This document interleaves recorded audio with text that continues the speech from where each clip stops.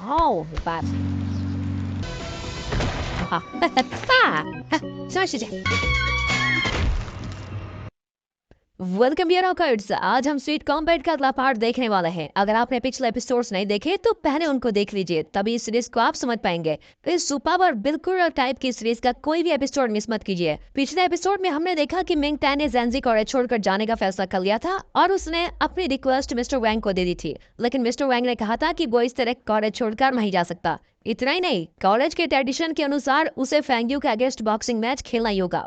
तो अब इस एपिसोड की शुरुआत में मिस्टर वैंग बताते हैं कि इस कॉलेज के बॉक्सिंग ट्रेडिशन को हम बिल्कुल नहीं तोड़ सकते, लेकिन फिर भी तुम्हारे लिए मैं कॉलेज के प्रिंसिपल से बात करके देखता हूँ, मुझे थोड़ा टाइम दो।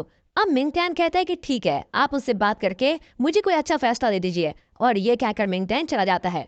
अब स्टेडियम में जियाओ फेंग नाम की उस लड़की को दिखाते हैं जो फेंग यू को बॉक्सिंग मैच के लिए चैलेंज करने आई थी, लेकिन जियाओ में उसको साफ कह देती है कि तुम्हारी मर्जी यहाँ नहीं चलेगी, इसलिए चुपचाप जगह को खाली कर दो। अब सुन हाओ अपना हाथ बढ़ाकर जाओ में कोई चैलेंज करता है।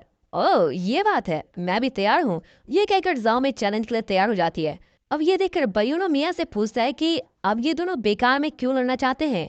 तो मिया बताती है कि सुनहाओ ने अपना हाथ बढ़ाकर हैंड सिग्नल दिया था, और ऐसा सिग्नल देकर तुम किसी को भी चैलेंज मैच के लिए बुला सकते हो। इस तरह के चैलेंज में एज जेंडर वगैरह की कोई पाबंदी नहीं होती। अगर रिंग के अंदर 10 लोग भी हो तो तुम उन सबको चैलेंज करके उनसे लड़ सकते हो। यही है यहाँ का ट्रेडिशन। और अब सुनहाओ ने जाओमे को चैलेंज किया है तो इसीलिए दोनों बॉक्सिंग करेंगे।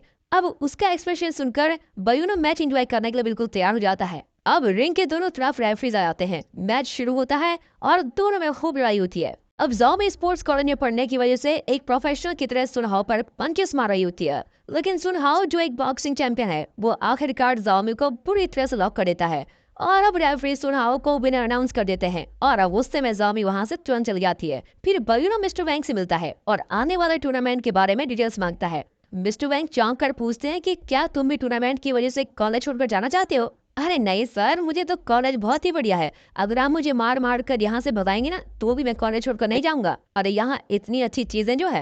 ओह वेरी गुड, ये हुई ना बात, चलो मैं तुमको डिटेल्स देता हूँ। उस रिंग के अंदर मैच होगा और उस मैच में कॉलेज के फ्रेशर्स यहाँ के सबसे एक्सपीरियंस फाइटर से मुकाबला करेंगे, और इसको मीडिया भी कवर करेगी। ये कॉम्पिटिशन इतना फेमस है कि ओलंपिक्स भी मार खा जाएंगे। जो ये टूर्नामेंट जीतेगा उसकी तो किस्मत खुल जाएगी, उसकी फैन फॉलोइंग लाखों करोड़ की तादाद में होगी।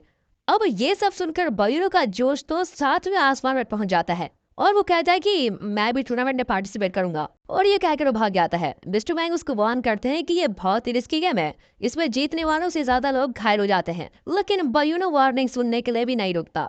अब अगले शॉट में फेंग्यू को दिखाते हैं जिसने मिंग टैन के लिए साइकिल खरीदी होती है, लेकिन इसे वो मिंग टैन को कैसे देगी। उस जैसा सेल्फ रिस्पेक्टिंग लड़का मुफ्त की चीज तो कभी नहीं लेगा, और इस तरह सोचती भी वो चल रही होती है। फिर रास्ते में एक आइसक्रीम शॉप देखकर वो अंदर जाती है। वहाँ रैबिट के भेष में एक आदमी सभी को नोटिस दे रहा होता है। दो बच्चे उसे खेलने के बहाने उसको नीचे गिरा देते हैं, और वो बेचारा उठ नहीं पाता। इतने में फेंग्यू जाकर उसकी मदद करती है। फेंग्यू को अपने मामा की दी हुई गुड़िया याद आती है और वो उससे हंसकर बातें करने लगती है, और तब हमें दिखाते हैं कि रैबिट के भेष में और कोई नहीं, अपना मिंग टैन है। मिंग टैन को तो हैरानी होती है कि ये लड़की हंसकर बातें करने भी जानती है, क्योंकि मिंग टैन उसको हमेशा गुस्से और एटीट्यूड में देखता था।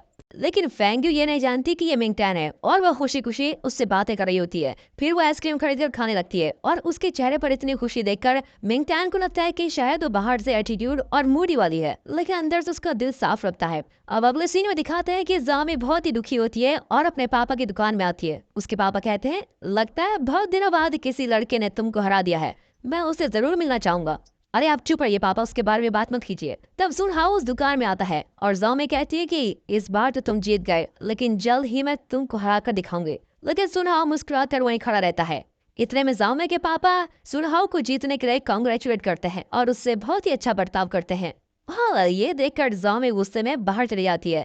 तब उसे फेंग्यू का मैसेज आता है और वो फेंग्यू से मिल जाती है। फेंग्यू बताती है कि मैंने मिंग टैन के लिए एक साइकिल खरीदी है, लेकिन मुझे उसको देने में जरा डर लग रहा है। तो जाम इसको चिढ़ाती हुई कहती है कि ओहो, बात इतनी दूर पहुंच गई है कि मैडम उसको एक्सपेंसिव साइकिल दे रही है।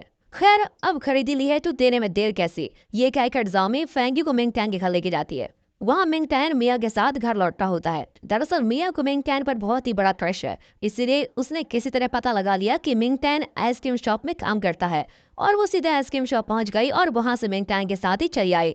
तब मिंग टैन के घर के बाहर फेंग्यू और जॉमी को देखते हैं और उन्हें देखते ही मिया अपना क्रश का हाथ पकड़ लेती है और दोनों घर के अंदर जाने लगते हैं। इतने में जॉमी उनको रोककर पूछते हैं कि अगर मिया घर के अंदर जा सकती है तो हम भी आ सकते हैं। इतने में मिंग टैन उन्हें रोकता है और कहता है कि सॉरी, मेरा घर बहुत छोटा है, तुम लोग अंदर कंफर्टेबल फील नहीं करोगे। जहाँ में कुछ कहने वाली होती है कि मिंग टैन का भाई और उसकी बहन वहां पर आ जाते हैं। मिंग टैन का भाई फेंग्यू की बॉक्सिंग का बहुत ही बड़ा फैन है, इसलिए वो बहुत ही खुश होता है कि चलो आखिरकार मैं फेंग्यू से मिल गया। फिर वो दोनों बच्चे फेंग्यू की बहुत ही खतरदारी करते हैं और मिंग टैन का घर देखकर फेंग्यू को उसकी सिचुएशन समझ में आ जाती है और वो अपने आलिशान घर से उसके घर को कंपेयर करती है।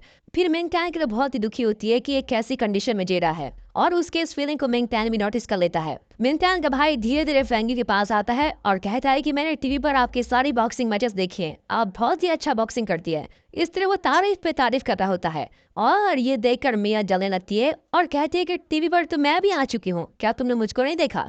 इस पर दोनों बच्चे कहते हैं कि दीदी हमने तो आपको टीवी पर कभी भी नहीं देखा, आप कहाँ थी हो। और ये सुनकर मिया की नाक थोड़ी कटी जाती है। फिर सब मिलकर कार्ड्स खेलते हैं, लेकिन फेंग्यू कार्ड्स खेलना नहीं जानती और वो हर गेम में हार रही होती है। मिंग टैन किचन से ये सब देखकर बड़ा ही हंस रहा होता है।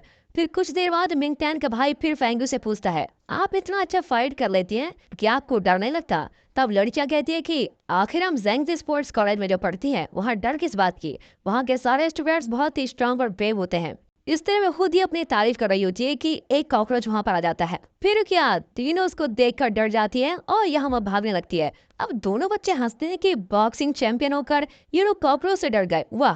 फेंग्यू तो डर के मारे मिंग टैन के ऊपर ही चढ़ जाती है। अब तो मिया जलकर राख हो रही होती है कि ये उसको क्यों पकड़ रही है और मिंग टैन पर चिल्लाती है। इतने में मिंग टैन का भाई एक बोतल में कॉकरोच को पकड़ लेता है और मिंग टैन फेंग्यू को नीचे उतारता है और अब उल्टा फेंग्यू मिंग टैन से पूछती है कि तुमने मुझको क्यों छुआ। अरे मेरी माँ, मैंने कहाँ पकड़ा, तुम खुद ही उछल कर मेरे पास आ गई थी। और इसके बाद वे सब उस छोटे से घर में खेलते हैं और बहुत ही इंजॉय करते हैं, लेकिन आखिर में सबको अपने घर जाना पड़ता है।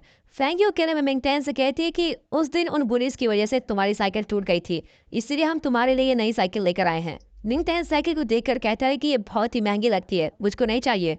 लेकिन फेंग्यू कहती है कि तुमने मेरे साथ बॉक्सिंग करने से इनकार क्यों किया, मैंने ही तो तुम्हें अपोनेंट चुना था। दरअसल इस कॉलेज में कोई मेरा अपोनेंट नहीं बनना चाहता और जो मुझसे मुकाबला करेगा उसे इस कॉलेज में बहुत रिस्पेक्ट मिलेगी, सारा कॉलेज इसे सर पर उठा लेगा। मैं चाहती हूँ कि सब तुमको रिस्पेक्ट करें, इसलिए मैंने तुम्हारा नाम दिया था। लेकिन मिंग टैन कुछ देर सोचता है और कहता है कि ये फाइटिंग वगैरह मुझसे नहीं होगी और इस पर फेंग्यू नाराज हो जाती है। फिर वो दोनों बच्चों को बाय कहकर अपने फ्रेंड्स के साथ वहां से चली जाती है। यहाँ मिंग टैन उस साइकिल को छू कर देखता है और तब हमको एक फ्लैशबैक दिखाया जाता है। बचपन से लेकर मिंग टैन के मास्टर ने उसको खूब ट्रेन किया होता है। दरअसल उसके पापा इसके मास्टर थे और वो बहुत ही बड़े बॉक्सर थे।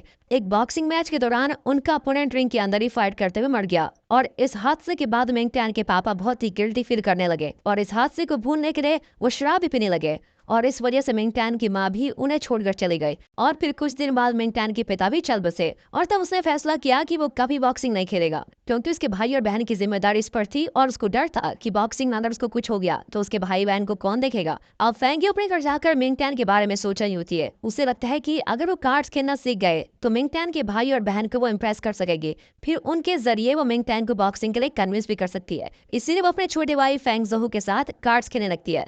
लेकिन फेंग जोयू उससे भी बुरा खेलता है और फेंग्यू से हारता रहता है।